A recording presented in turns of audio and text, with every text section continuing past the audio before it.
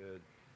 All right, Joe Scannell's up. He's got a group of states here he's going to be talking about. Joe's the founder and CEO of U.S. Engineering Solutions Corporation. Mr. Scannell is a graduate at the University of Rhode Island with a BS in civil engineering. He received a 25 Top Newsmakers Award by the editors of McGraw-Hill Engineering News Record magazine for his first of its kind web-based bridge monitoring software. Mr. Scannell is a primary author of the United States patent for monitoring structural instabilities due to environmental processes. His company has developed and makes their asset monitoring and management products, BridgeWatch, DamWatch, and Iris.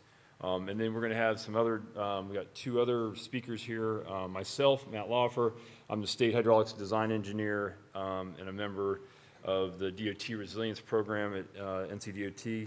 And then we have additional Nick, Vivian. Let me see here, look that up for us real quick. Nicholas Vivian is the Hydrology and Hydraulics Section Manager in the Bureau of Design and Delivery Environmental Policy and Development Division for the Pennsylvania Department of Transportation, a position he has held since 2019. Mr. Vivian is responsible for the formulation and implementation of the statewide engineering policies for all design and subject matter related to hydrology and hydraulics. Mr. Vivian directs a statewide program for quality assurance in the field of hydrology and hydraulics, amongst many other responsibilities involving hydrology and hydraulics design and modeling, stormwater design and modeling hydrology and hydraulic standards, scour countermeasures designed for bridges, environmental permitting, and bridge monitoring of extreme events. Mr. Vivian received a BS in Civil Engineering Technology from the University of Pittsburgh at Johnstown in 2001. He has worked in consulting for 6 years in addition to the last 15 at the Department of Transportation. He is a licensed professional engineer. Thank you, gentlemen. Thank you, Matt. Good morning, everyone. So today we're going to cover, like Matt had articulated, a number of states that are using BridgeWatch. Currently, let me just get this right. So currently we have 10 DOTs that have been using our services, software as a service. It's a web-based product. It was invented in Connecticut, at the Connecticut DOT when I worked there, and then went out to, on my own, scared my parents badly, but, and created a company that now supports this for the last 20 years. Like I said, there's 10 DOTs currently active using BridgeWatch deployments. You can see the numbers here. We're at 134,000 bridges nationwide that are actively in our BridgeWatch deployments. Of that, 34,000 are scour critical or critical for their monitoring. Today we're going to focus on the Georgia DOT, because we're in Georgia, South Carolina DOT and their deployment. They've been active for the last 3 years. North Carolina DOT, and then also Pennsylvania DOT, who's been a client for about 6 years now, I think. Yeah. So in South Carolina, it was an interesting process. They had some troubles with their compliance program and in making better of their program and doing the work that they've been doing. They've done a lot in the last few years on plans of action and the development of policy procedures and how best to address the issues of bridge scour and also in flooding in general, right? So, so what is the BridgeWatch South Carolina deployment? It's a web-based product, as I said. It's monitoring rainfall events. It's utilizing data sources from NOAA, National Weather Service. For precipitation, we're pulling in, and it's a multitude of data sources that we aggregate. And as data sources get better or more available, we're bringing them into the same platform, okay? So we are very excited about the National Water Model. I got to be down there a couple of years ago and visit the site and learn about what they're doing. It's like they said, it's about to go prime time. It's really exciting as they continue to make that a better system. That's going to be one of the other data sources we can bring into the system and work for the DOTs. So it's a web-based application, real-time monitoring capabilities, the ability for them to get an understanding to assess what is going on in a particular event and to what extent that affects their infrastructure. And what is it that they have to do, give it a POA, within the context of that event. Whether it's a burst event or a large event, the DOTs need a tool to help disseminate when do people have to go out, and what are they going to do when they get there, and then what are we going to use for that data to make the POA better. POA is a living document. It should evolve. It should not be static in a file. And that's I think, what everybody's lessons that they're learning now. I mentioned the data sources. I'm going to fly through some of these slides. I'm sure Tom Knight's going to be happy that I'm crushing through his slides, but Metric 18 compliance was a big deal to them, right? And there are two big factors for them. It was the flood monitoring and the POA development, and then the evolution of that POA.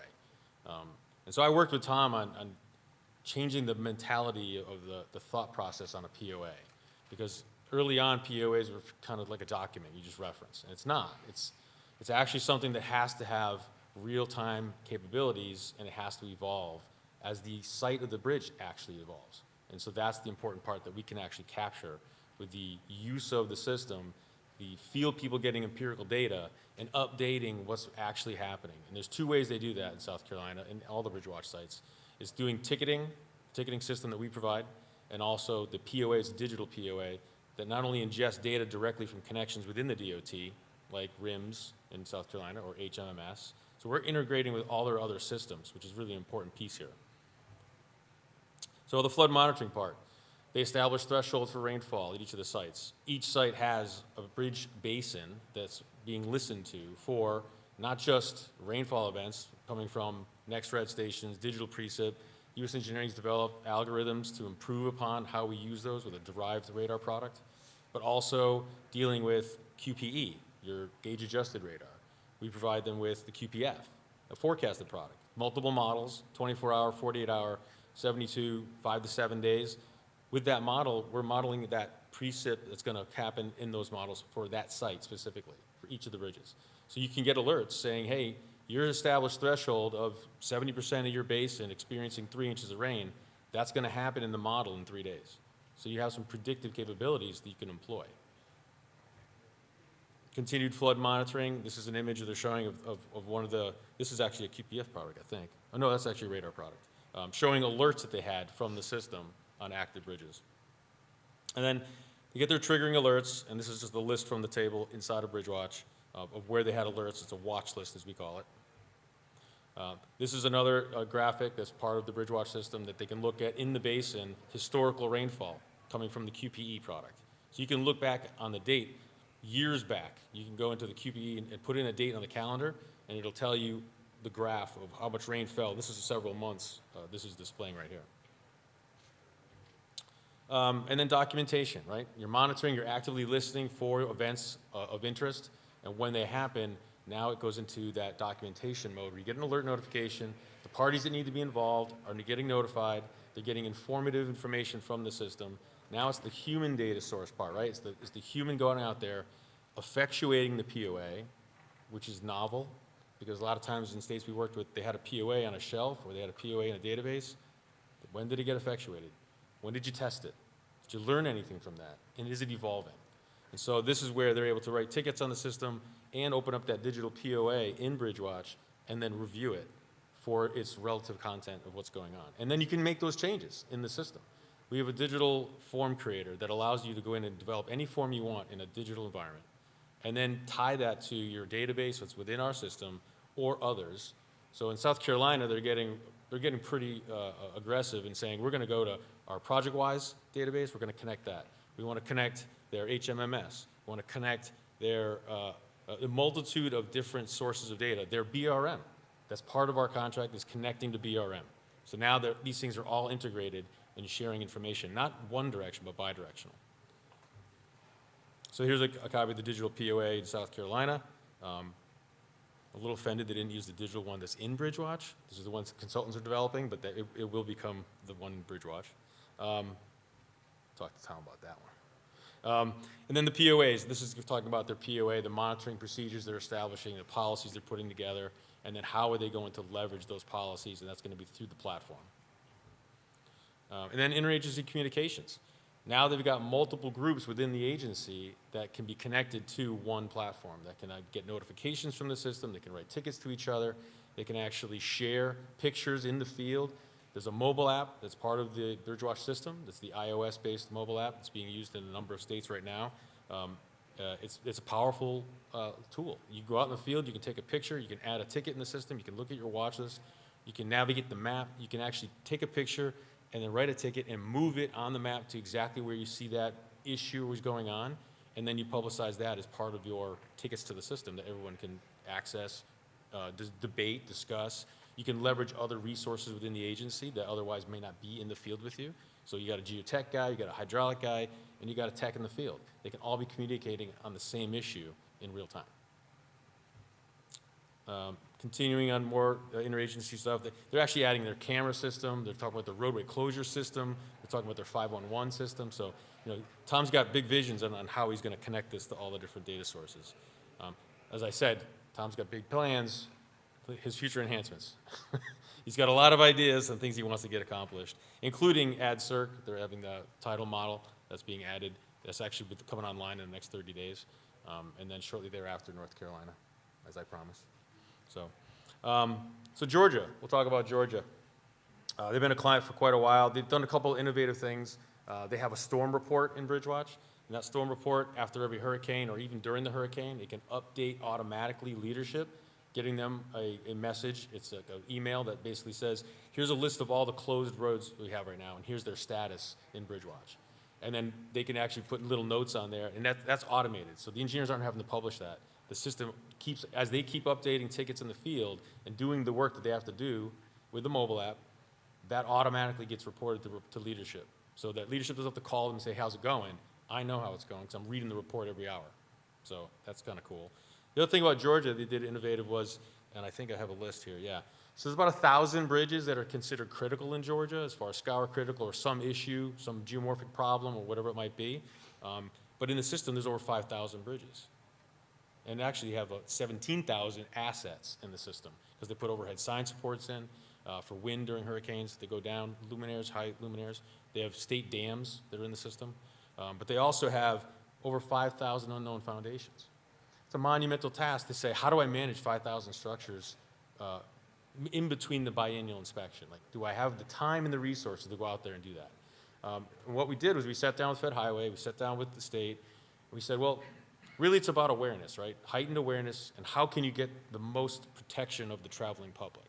And that was, we can give them notifications on all their unknown foundations, but that's pretty daunting if you're getting your buzz on your phone and your email frequently during any rain event on unknown foundations. So what we did was we did a silent alert, which goes into a database, and then they can go in and harvest that data between the biennial inspections. So they have heightened awareness. They can see how many events occurred at a site.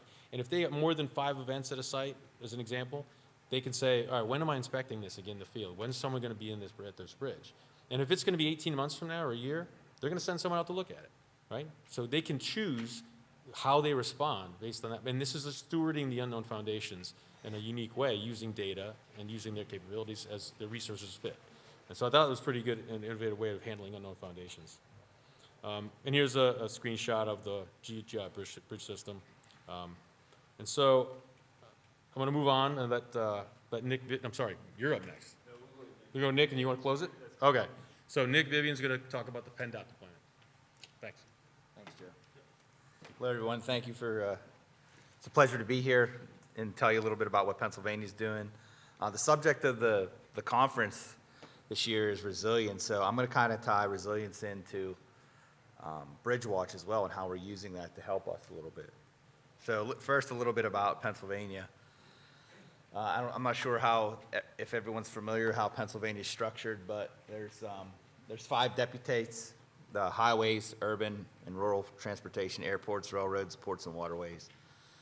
Our section is under, we work multidisciplinary with, again, bridge maintenance, geotech, structures, and we are all under highway admin. This is the largest deputate in PennDOT. We have about 9,300 employees in design, construction, maintenance, materials, environmental, safety, and traffic.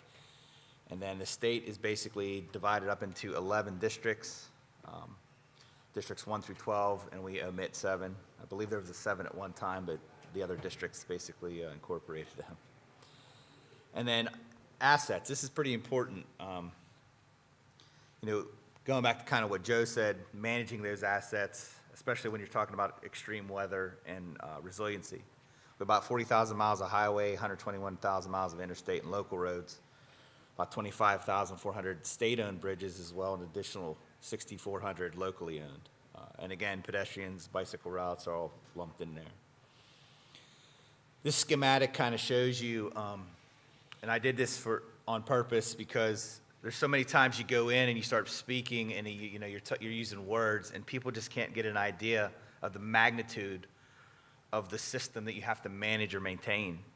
So we plotted every structure over water across Pennsylvania, and then of those, we get about roughly 28,000, 27,000 and some change.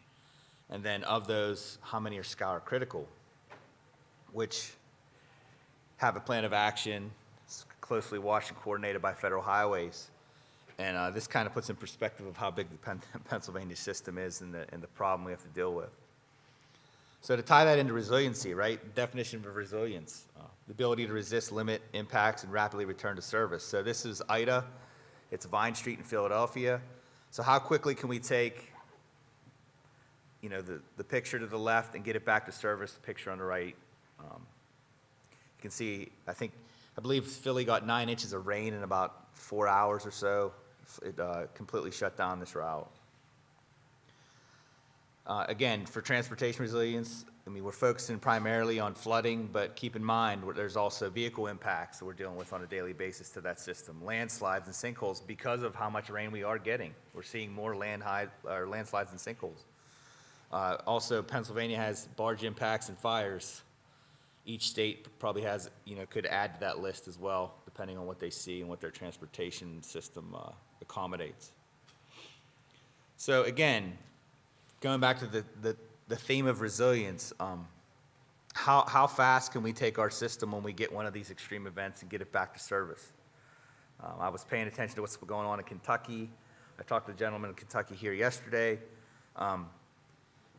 I think they interviewed the governor from Kentucky, and he basically said, hey, why can't you get water or materials or anything to the people that need it? And he said, well, we have 40 bridges out.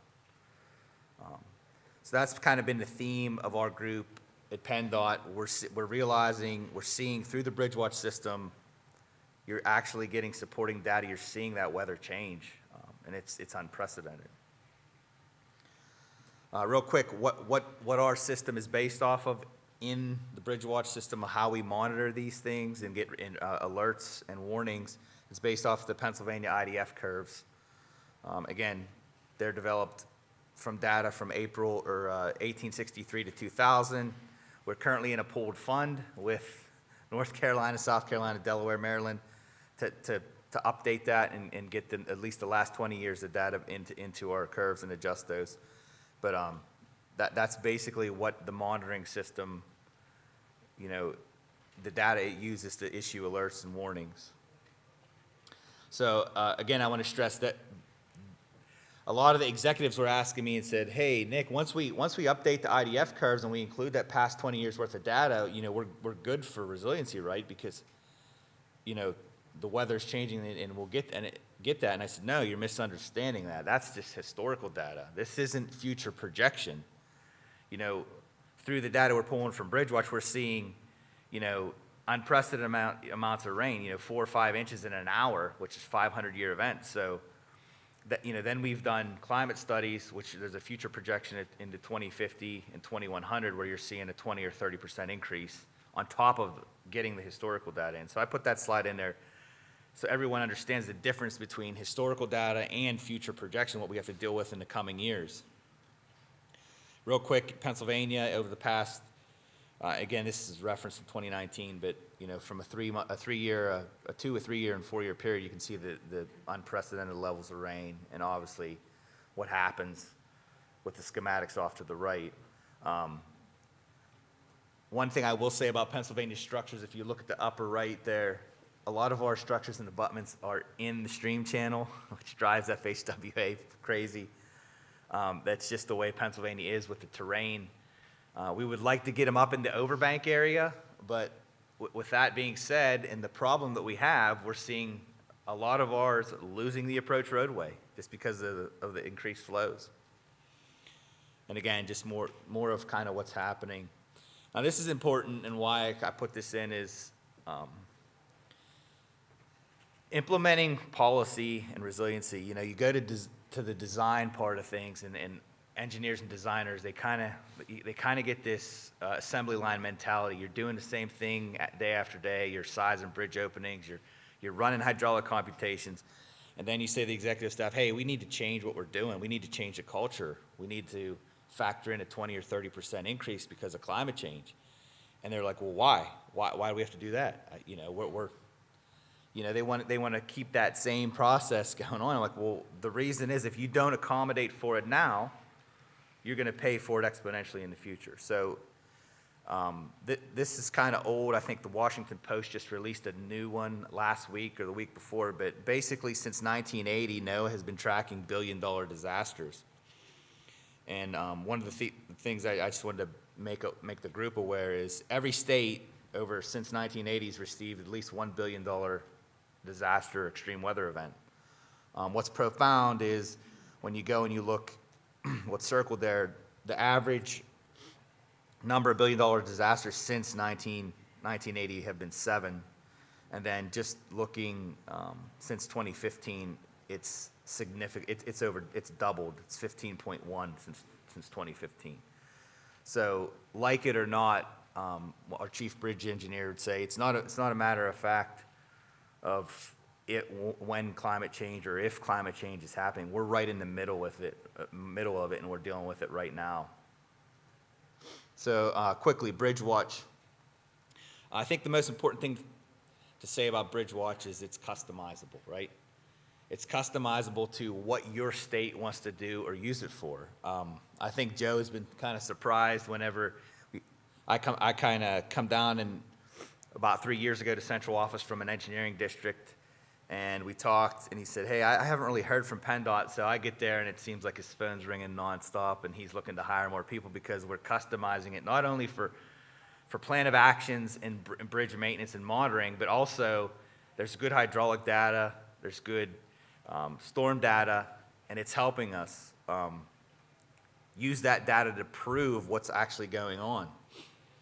So the system basically, PennDOT was usually reactive, right? They would wait till this massive event comes, damage is done, and then our maintenance, we go out and react to that. Well, what this does now, it turns us from a reactive organization to a proactive organization where we now have all drainage areas in, we have monitoring, and we at least get alerts, and we're prepared for areas that have common problems. And one of the things I used to say that you said to Joe when he came down was, hey, each individual structure has its own hydraulic personality, right? And until BridgeWatch came around, I would ask district bridge engineers, I would say, hey, what happens here at the structure? And they could only tell you, well, I know it's been overtopped.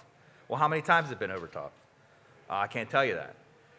Well, what BridgeWatch lets us do, it tells us that hydraulic personality of each one of our structures. And when you're looking at 28,000 of them, it's important because there's some on your plan of action that you might not need to go and look at. It can follow the National Bridge Inspection Standards for every 2 years, but there's others that every time it rains, it's flooded. It backs water up or it's in pressure flow. During the event, you get warnings and alerts. Since we're dealing with such a vast system, we kind of had to say, hey, how can we quickly get these in to be monitoring? So we have, Pennsylvania, we rate our Sky critical A, B, C, and D, and we just selected storms like for A, we'll get a warning at a 10-year event, B, 50-year event, C, 100-year event, D, 200-year event. So that was the first approach until we start collecting data, inform that hydraulic personality of each one.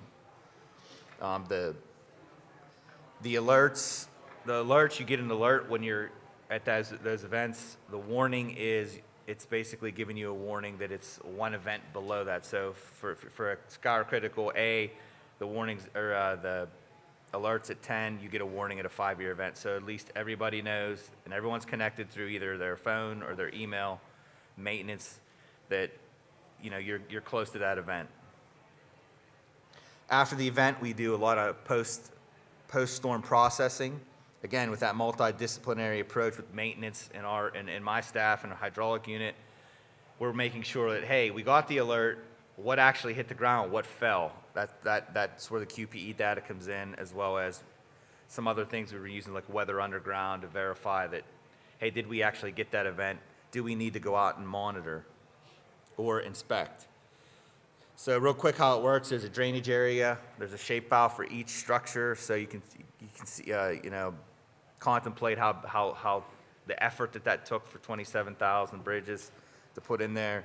And again, the thresholds are based on IDF curves, which gives you a time and a rainfall per inches.